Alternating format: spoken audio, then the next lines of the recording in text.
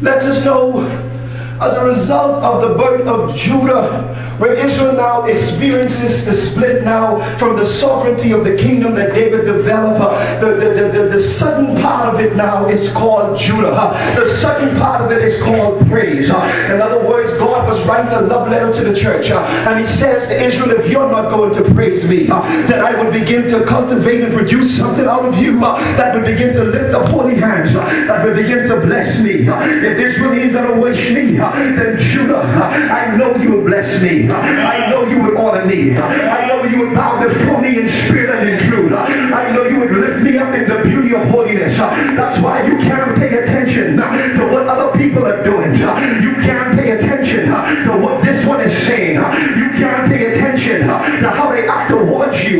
You got to make up in your mind, I was born to worship. I was born to bless him. I was born to give him admiration and adulation. I was born to use the fruit of my lips. I was born to glorify him. I was born to magnify him. I may not have any money in the bank, may not have a fancy car, may not have a nice home, but the least I can do is get down on bended knees and lift my voice with everything that is down on the inside of me and search the depths of my tenaciousness and get a zealous spirit and lift up my intestinal fortitude and lose my mouth and use my voice and lift him up and thank him and celebrate him and honor him and say, Jesus, you're worthy.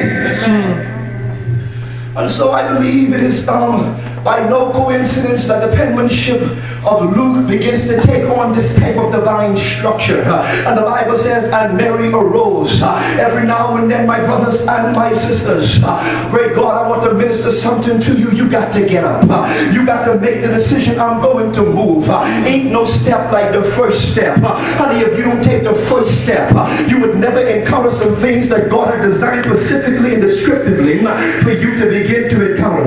Honey, if you don't take the first step and make up in your mind, they may not come to see me, but let me muster up down in my spirit, oh great God, the audacity, so that I can go and see them. The Bible says that she arose. The word arose means she got up. It means that she moved from one position. The word arose suggests that a shift took place in her life.